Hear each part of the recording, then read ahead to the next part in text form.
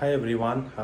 One of the common problem or situation that my learners or students have come up to me is that they have built some projects, but they've struggled to explain those projects in the interviews.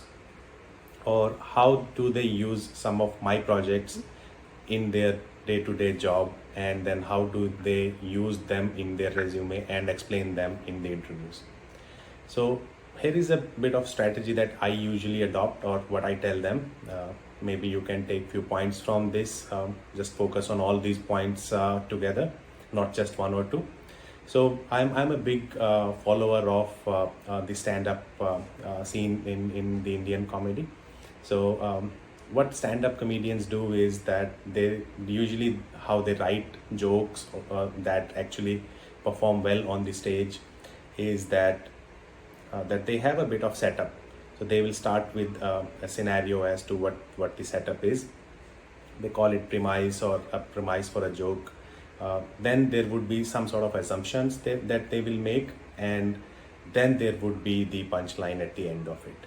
So if you relate this analogy to the real world, right, in your DevOps interviews and also in your day-to-day discussions or meetings at your workplace, it has to be a good setup to start with. You can't apply it directly. People call it different methods like star approach or different things, but I usually don't follow that as it is. I have a three-step process. I try to explain the situation of the customer where I worked and where I made improvements. So I explain their situation before I came in or before I started working on something. What was the situation? That's their existing as is situation. Then what sort of changes I thought of, what and basis on what basis I made those decisions is something I would explain. So what assumptions I made, what I found in their environment, what gaps there were in terms of infra automation or in terms of how they are building and deploying their applications, how they are securing their applications, how they are monitoring their applications. So you will find various gaps in your assessment. And then the third stage would be the actual implementation of it. How you convince the different stakeholders to implement your changes, and then how you went about implementing those changes as well. So that's my second stage combined, where I will convince the stakeholders that I have some assumptions or I have some assessment done based on the knowledge, and these are some of the changes I want to make. I will explain those points in the discussion. And then the third is the implementation and the monitoring part of it. So you will obviously you will talk about the implementation side. What issues I have found with people is that they jump onto the implementation. If you ask them about explain this DevOps project that you work for a customer, they will say I implemented pipelines for them. I used Terraform to create infrastructure. That's not the starting point of any discussion, right? That what you did. They want to understand what you did, but how did you arrive to that solution is the most crucial part. So start explaining with what the situation was before you arrived, what sort of assumptions or assessments you made in their environment.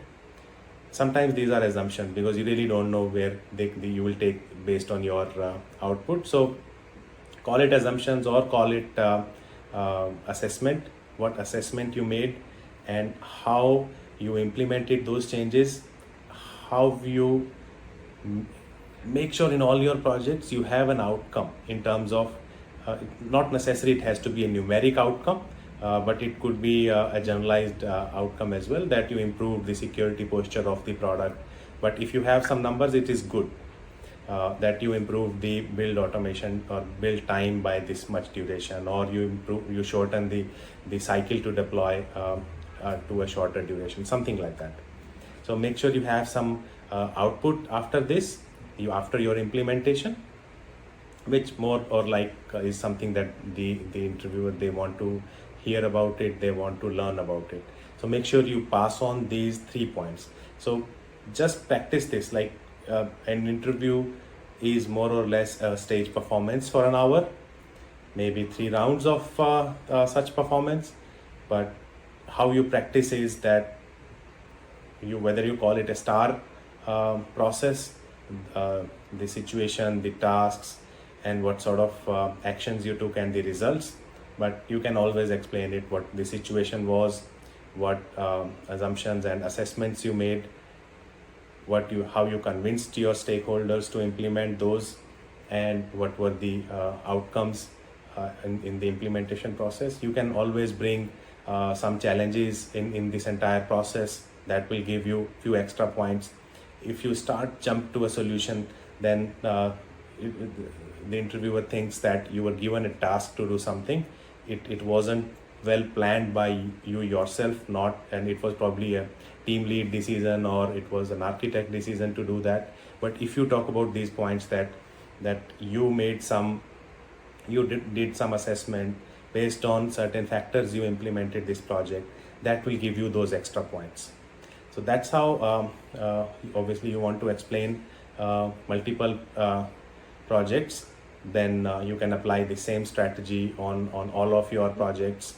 Saurabh has also put together a recent video on the same channel, so you can watch that video as how to explain your projects in your interviews.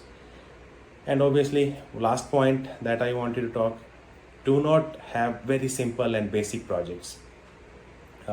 If you did just simple basic projects, there is no point highlighting them. There should be a concrete outcome. The projects shouldn't be transactional, should not be very simple things. So they should try to have a bit of transformational things. So how do I differentiate between these, especially for senior people? You can't have basic activities, day-to-day activities as projects. It has to be significant. So a transactional activity is a day-to-day activity which takes 1, 2, 3 days of effort. But a transformational activity is something which has taken few months, weeks. Try to explain those scenarios, use cases. Make your projects which are transformational in nature. Even if you have to exaggerate a little bit, even if you have to take credit for the collective team's output, if you are smart enough, you can do that. Individual, the failure is also a team's failures, and the positive outcomes are also a team's outcome. So you can always take a bit of credit, or if you want to mention and you are not strong on some points, you can mention that this was done by some other colleague. But if you are smart enough, you take some learnings from those aspects and explain them in your projects. So have good quality projects in your resume. Make sure you explain them by these approaches that I mentioned. Explain them of the situation. What was the situation before you joined?